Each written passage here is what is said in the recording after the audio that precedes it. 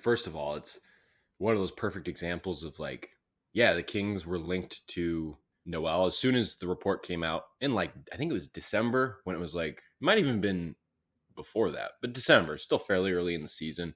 And Detroit and Noel had reportedly come to an agreement to seek out trade options to move him. And then that never happened. He became the buyout candidate and then, ended up going to the Nets. And, without having to expend anything, the Kings just waited and waited for him to come around and negotiated a contract with him.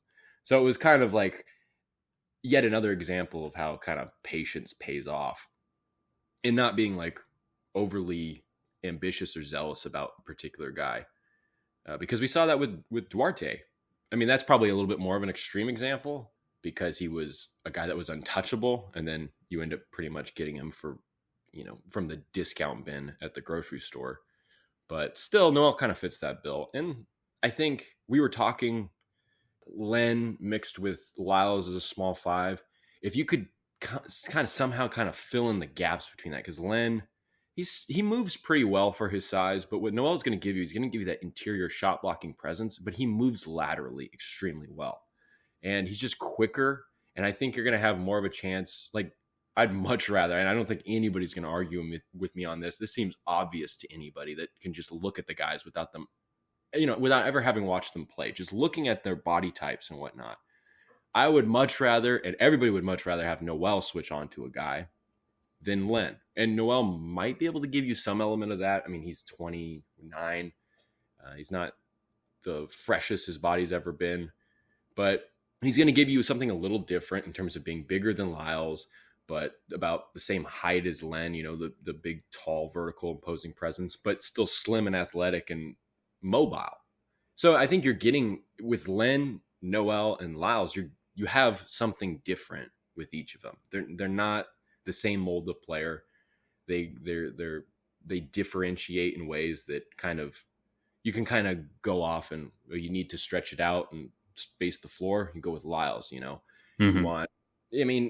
The differentiations between Len and Noel kind of just come down to mobility, I guess. And it's not even like Len is immobile compared to what I thought of him 8 months ago. when we just from when he wasn't playing. Yeah, like at all. Any sample size. I'm just like, I guess he just doesn't have anything anymore. I know. I like how he just didn't play like at all last year until like the last 2 weeks, and we signed him. I know. That's why I always feel like kind of reluctant to call it a hole at the backup five, because I'm like, was it a hole? There was a mound of dirt there that they could have filled it with all year long, And Yeah. Alex Len. That's weird. It was. I don't know. I'm forgetting this already, but was that a 2-year deal with Len last? He was on the team the last 2 seasons. Yeah, that was the second. Last season was the second of a 2-year deal. And he just signed a 1-year or 2-year deal. I think it was a 1-year deal. Okay, I believe so as well. I just don't remember. $3.2 million or something. Yeah. Well, he's making 0.1 more million than Noel. He's better. He should be the the main backup. Well, I think Len, for continuity's sake, technically probably has a little bit of a leg up on him in that regard. But like I said, Len and Noel bring different things to the table. It may become very much matchups based. But yeah, one of the things that's interesting is the center group now is really like satisfactory, I would say. And I think... Now, I guess because last season we were talking about the center rotation with the idea of, you're going to have Sabonis, Rashawn Holmes, and then Alex Len as a third guy. Like, that's going to be the greatest positional grouping on the team, on the roster. It's going to be incredible. And that quickly fell on its face.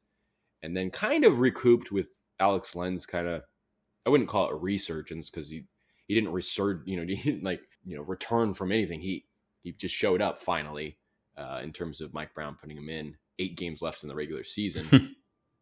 So, I don't know. I guess my question is how similar do you feel to the Kings at the center position on paper now compared to a year ago? Like, do you think it's better, the same? Is it more realistic? Was last year more of a pipe dream in hindsight? What do you think? It's hard to compare just because, going into last season, it's like, oh my God, Rashawn Holmes as your backup 5? It's like, whoa. On paper, that sounded amazing. Clearly it's not. I don't feel as good I guess. Like if I was like, if you had me last year at this time and you had like my emotions, like having Sabonis and Holmes, and then you had my emotions like compared to now with Sabonis and Noel, because I'm going to assume Noel is going to be the primary backup five personally. He just seems like he might fit better, unless Alex Lynn can really just kind of just go in and play how he was playing to end the season last year.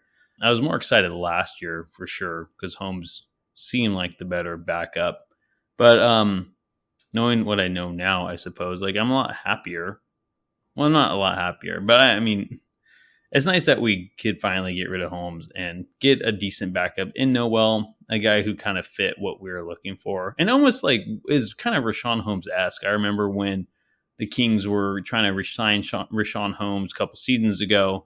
I think like a guy that was in the back of everyone's mind was Noel if we couldn't get Holmes because he had a good little stint on the Knicks.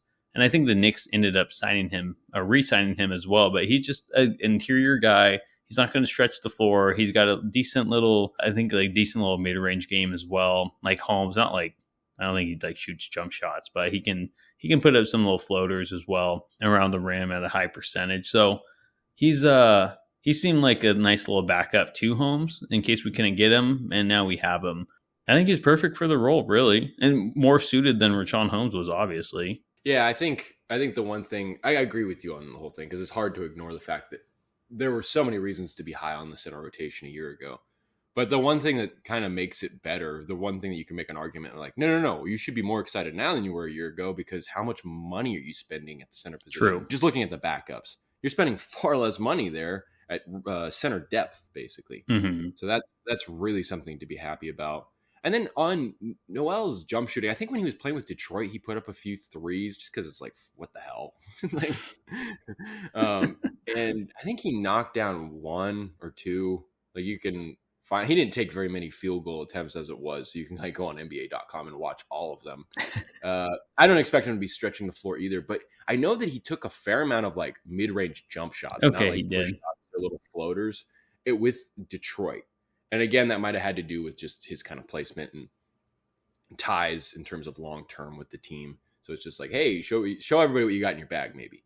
But so I don't know how much he'll actually use it, but you know, Noel might be, obviously Lyles is the best jump shooter out of guys that can man the five, but Noel could be putting himself in a position to have a little bit of a mid-range game or something. Again, I don't know how much that'll get used, but guys might give it to you. Look at Sabonis. I'm on Nerlens Noel. I'm on his I'm on his Basketball Reference and it has nicknames. If you're ever on Basketball Reference, it'll like say their name and then nickname. And one of his nickname is the Nerlens Wall. It's so funny. It's just too perfect. The Nerlens Wall. All right. But yeah, I mean King Shan should be maybe not like ecstatic, but I mean, it's definitely a good pickup. I mean, it's always hard, I guess, to get excited about a backup five, unless maybe it was Naz Reid. But hey, you led this off by saying just all the mentioning and kind of highlighting all the troubles they had at this role last season. So maybe ecstatic's not the right word, but people should definitely be, happy and satisfied with this because it's just like, it's exactly what we were talking about. It's like, man, if they could just bolster the center with just like another guy that can maybe compete for minutes or at least kind of really hold down a third spot, quote unquote. Mm-hmm. And they more than did that with Noel. And like you said, minimum deal. What more could you ask for? On both sides of Lyles, at the 4 and the 5, he's got guys that are there to take over. And that way you can maximize Lyles' versatility. True. So Vezenkov's there if you want to play Lyles at the 5. Noel's there if you want to keep Lyles playing the 4, yada, yada. So it's just like that's what makes this offseason so promising because like some people are like, oh, they're just bringing back the same team. Like that's not exciting. But it's like, no, they're actually deeper, I would say. And they were pretty deep last year. Yeah. Oh, they're so much deeper. I mean, bringing in Vezenkov and getting Noel, it's big, honestly. And getting Duarte. I'm going to say Duarte because the guys were making fun of me for saying Duarte. Sorry. So Duarte, they got Duarte. I mean, that's 3. Like again, there were 3. Like I'm most excited about Vezenkov or Cove. I don't know how to say it correctly yet. It's Vezenkov. Vezenkov. You always say Vezenkov. I'm like, no, that why would it be like why would it be that? But Tony says names the way he says it, and I defend his right to do that. Thank you. It's freedom of speech. So, Freedom of ignorance. yeah, fair enough. Yeah, like not the biggest. I mean, I'm the most excited, like I was saying before I started questioning how to say Sasha's name. I was going to call him Sasha. Sasha V. That sounds good. Yeah. So, I mean, I'm most excited about him, but Duarte and Noel, like two other guys as well with Vezenkov. I'm just You getting know you had it. Don't hesitate. You had it. Vezenkov. Yeah, there you go. Okay. Three guys new to the team. They're gonna start right off. They're not gonna start at all. They're not gonna start right off the bat. No, they're not gonna start. They're not gonna start at all. But guys who are definitely gonna help the depth, and they're there. Good pickups. Not the sexiest moves, if I can use that, but I think underrated if anything.